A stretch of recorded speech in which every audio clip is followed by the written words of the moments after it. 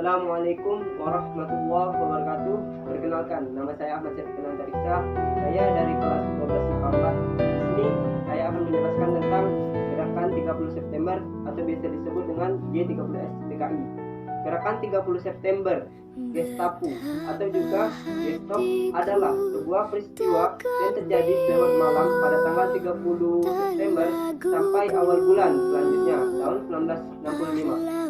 Ketika 7 perwira tinggi militer Indonesia beserta beberapa orang yang lain dibunuh dalam satu usaha kudeta.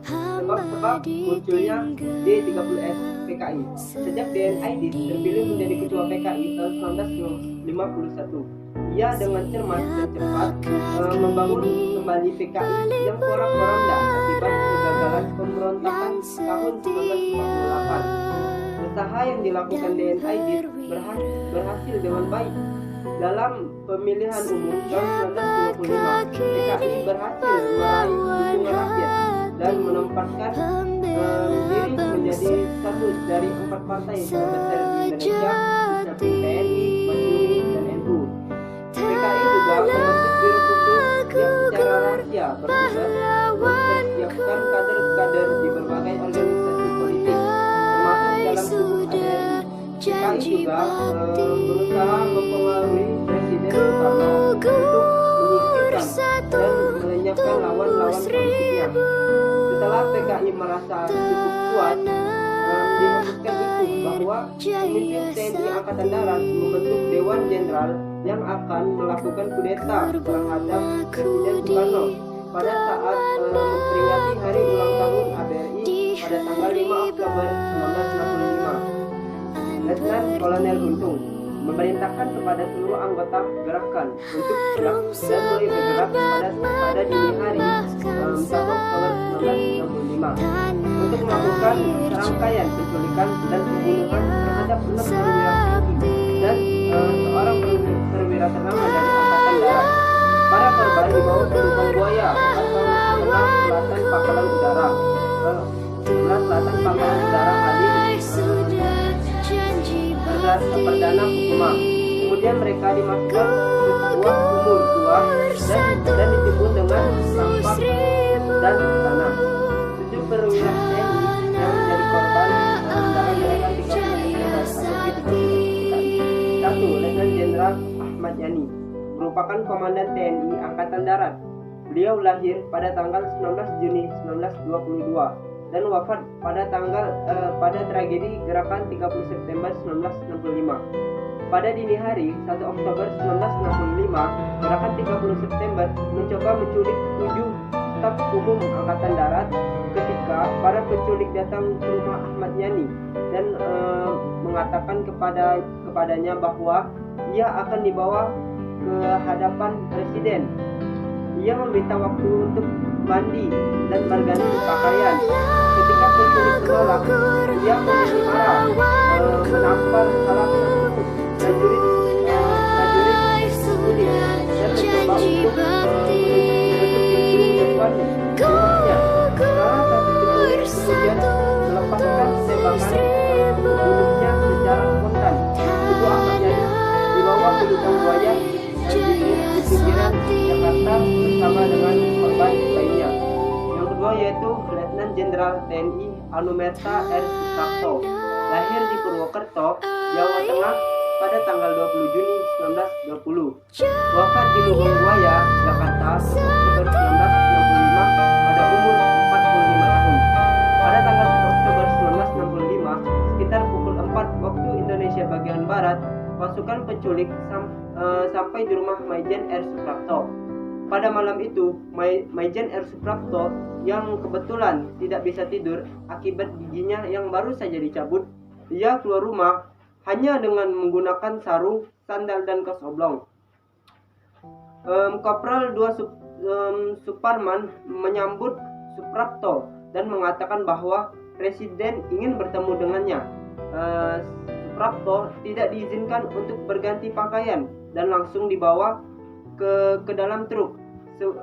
Sebelum pergi, para penculik juga sempat merusak telepon di rumah Maijen Suprapto.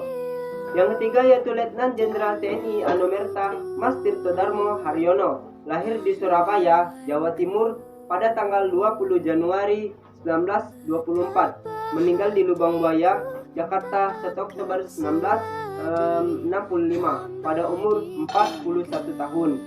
Pada pagi hari sekitar pukul 3 waktu Indonesia bagian Barat 1 Oktober 1965 di kediaman Maijen Mas Tirto Darmo Haryono pukul 4.30 waktu Indonesia bagian Barat.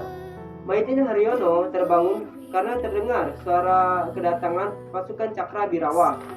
Maijen Haryono kemudian menyuruh istri dan anak-anaknya untuk segera pergi ke halaman belakang. Setelah sampai di kediaman Maijen Haryono, pemimpin pasukan Sersan Bongkos, Lanton 1 Batalion 1 Resimen Cakrabirawa mengetuk pintu rumah. "Kalau mau ketemu besok pagi saja di kantor jam 8, ucap Haryono. Saat itu juga Sersan Bongkos memutuskan untuk langsung mendobrak pintu depan. Kendati pintu didobrak, ruangan di dalam rumah gelap karena semua lampu dimatikan. Seketika sekelebat bayangan bergerak. Sersan Bongkos langsung menembakkan senjata ke arah sosok bayangan yang bergerak itu. Tak disangka sosok itu adalah Maijen Mas Tirto Darmo Haryono. Yang keempat yaitu Letnan Jenderal TNI Anumerta Suswondo Parman, lahir di Wonosobo, Jawa Tengah 4 Agustus 1918, wafat di Lubang Buaya, Jakarta pada usia 47 tahun. Pasukan yang ditugaskan untuk menculik S. Parman dipimpin oleh Sersan Satar dan Resimen Cakrabirawa. Terdapat sekitar 20 orang tentara yang siap membawa S. Parman. Saat pasukan penculik datang, S. Parman dan istrinya yang sedang terjaga langsung keluar menuju halamannya. Pada mulanya S. Parman dan istrinya menduga telah terjadi sebuah perampokan di rumah tetangganya. Secara langsung S. Parman langsung bertanya kepada kelompok pasukan Cakrabirawa atas apa saja yang terjadi. Dijawab oleh pasukan penculik bahwa mereka katanya diperintahkan oleh Presiden untuk menjemput Maijen S. Parman. Dengan ditemani oleh sekelompok pasukan utama, Parman kemudian masuk ke dalam rumah untuk berganti pakaian. S. Parman mengira bahwa dirinya akan ditahan oleh perintah Presiden Soekarno. Sambil berganti pakaian, Parman membisikkan pesan kepada istrinya untuk segera menghubungi Letnan Jenderal Ahmad Yani. Namun demikian, perintah tersebut terdengar pasukan penculik dan segera pasukan merampas telepon rumah tersebut dan membawa Maijen Parman. Kelima yaitu Brigjen TNI Anumerta Donald Ishak Panjaitan, lahir pada tanggal 19 Juni 1925, wafat di Lubang Buaya, Jakarta 1 Oktober 1965. Pasukan penculik pergi ke kediaman DI Panjaitan dengan 2 truk yang terdiri dari pasukan Resimen Cakrabirawa dan Danyon 454 di Ponorogo berjumlah sekitar 50 orang. Setelah tiba di rumah Panjaitan, pasukan penculik kemudian membuka pagar rumah dengan paksa. Dilaporkan pasukan penculik memaksa seseorang pembantu untuk menunjukkan letak kamar tidur Panjaitan. Dari dalam rumah, DI Panjaitan kemudian diminta untuk turun dari lantai 2 oleh pasukan penculik. Namun DI Panjaitan menolak. DI Panjaitan kemudian berusaha menghubungi polisi, tapi usahanya gagal karena sambungan telepon telah terlebih dahulu diputus. DI Panjaitan kemudian diancam bahwa semua keluarganya akan dibunuh apabila tidak turun. Panjaitan yang telah berganti seragam militer kemudian turun dari lantai 2. Setelah turun di halaman rumahnya, Panjaitan dipukul dan ditembak oleh pasukan penculik hingga tewas seketika. Yang keenam yaitu Brigjen TNI Anumerta Sutoyo Suami Harjo, lahir di Kebumen, Jawa Tengah pada tanggal 28 Agustus 1922.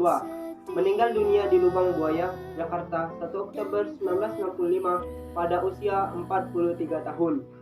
Satu regu yang bertugas menculik Brigjen Sutoyo sampai di tempat kediamannya di Jalan Sumeneb. Para penjaga sipil di jalan itu dilumpuhkan satu persatu. Regu yang dipimpin Sersan Mayor Surono ini dibagi menjadi beberapa kelompok. Kelompok utama adalah kelompok yang bertugas memasuki rumah.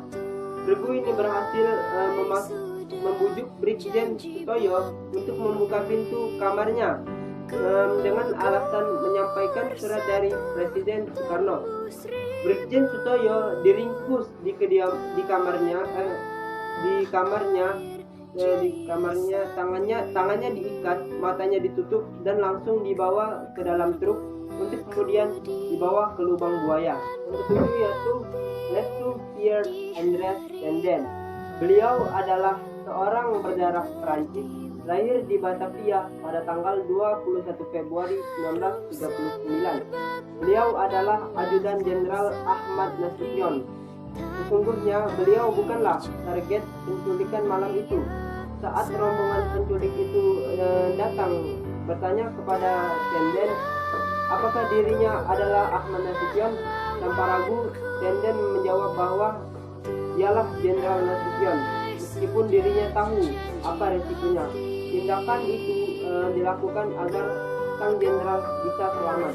Penumpasan Gerakan 30 September atau G30 SPKI.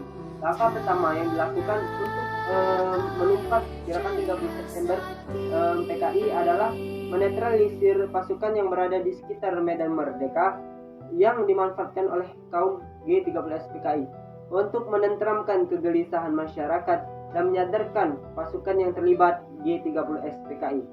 Dampak Gerakan 30 September atau G30 PKI bagi bangsa Indonesia. Rakyat yang dimotori oleh kalangan mahasiswa dan pelajar mendapat dukungan dari ABRI menjadi sadar bahwa Gerakan 30 September atau G30 SPKI telah menyebabkan ketidakstabilan politik. Peristiwa tersebut telah menjadi lembar hitam perjalanan sejarah Indonesia. Sekian video penjelasan dari saya. Apabila ada salah kata saya mohon maaf. Pada Allah saya mohon ampun. Wabillahi taufiq wal hidayah. Assalamualaikum warahmatullahi wabarakatuh.